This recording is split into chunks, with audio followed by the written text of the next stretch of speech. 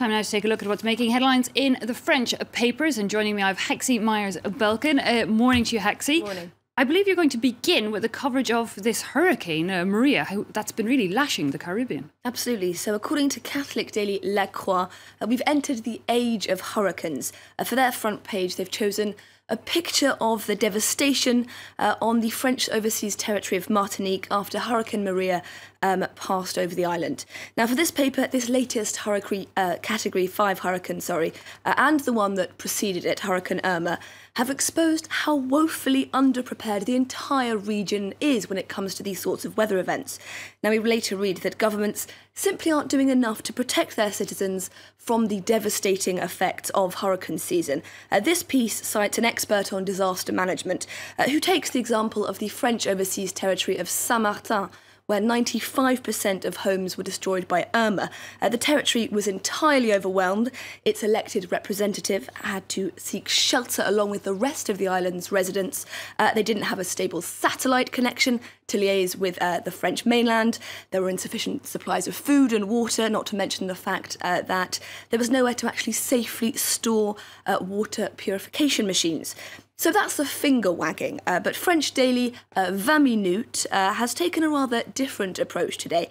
It's used a similar picture to the one we saw on La Croix of the hurricane, of the latest hurricane bearing down on Guadeloupe this time. Its headline, however, is a one-word question: uncontrollable, uncontrollable. The paper asks quite simply what we can actually do in the face of these seemingly increasingly powerful weather phenomena. And it outlines a number of theories that the scientific community is currently testing out. Most notable among them, the so-called salter-sink process, whereby, and wait for it, this might sound slightly strange, giant funnels are placed in the path of hurricanes to transport hot water from the surface of the ocean down to the bottom of the sea where it can become cool. Now, this paper says that the ideas are there, but that ultimately right now they're simply too expensive and, of course, ambitious to implement. Indeed, it sounds like life is getting increasingly complicated with all these solutions. But there's another story making front pages here in France, and it is that of US President Donald Trump's maiden address to the UN General Assembly. Yeah, so for left-wing daily Libération, there was only really one of Trump's lines that stood out, and that is Trump's insistence, of course, that the US is ready to completely destroy North Korea if Pyongyang forces Washington to defend itself or its allies. Now, we'll be covering the international reaction to that speech a little bit later on in the International Press Review. But there is one piece in Le Parisien today that's worth looking at. Macron, the anti-Trump, reads this headline. Now, the French president delivered an address to the UN General Assembly that for this paper was diametrically opposed to that of his American counterpart in both tone and content. Macron diverged from Trump on all matters, from the Iranian nuclear deal to climate change, advocating international cooperation, where Trump advocated national sovereignty, and compassion, we read here, where Trump was keen to point the finger.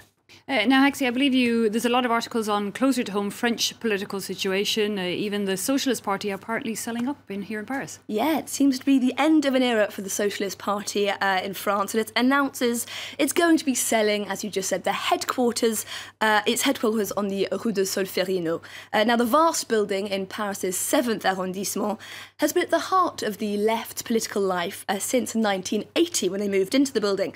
But as we read here, the Socialists' catastrophic defeat in this summer's elections means that the party can simply no longer justify holding on to the property. You'll remember, of course, that the party's presidential candidate, Benoît Hamon, didn't even come close to making it to the presidential runoff.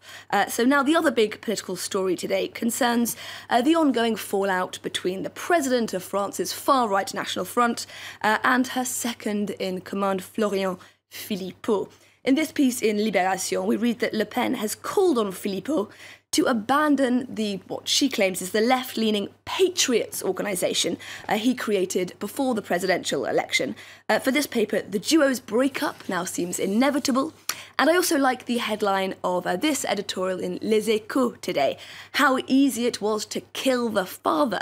Now, this piece predicts that breaking away from Philippot could prove significantly harder for Marine Le Pen than it was to eject her father Jean-Marie Le Pen from the party he founded. We read, Jean-Marie Le Pen made the National Front into a viable party, but Philippot made it a force to be reckoned with, transforming what was once seen as a solely racist, nationalistic party into one that was really able to capture the hearts and minds of large swathes of the French working class. And very, very quickly, Hexie, apparently there's another article in Aujourd'hui en France about a great taboo here in France. And that taboo is, according to this paper, the shocking levels of violence in public schools across France. There are, we read, 442 serious incidents in the country every day across primary and secondary schools, a number which doesn't include, we read, the untold thousands of children who are too afraid to speak up. Okay, well, on that happy note, Hexie, we'll have to wrap it up for this part of the bulletin. Quick break now, but back with all the latest updates after this. See you then.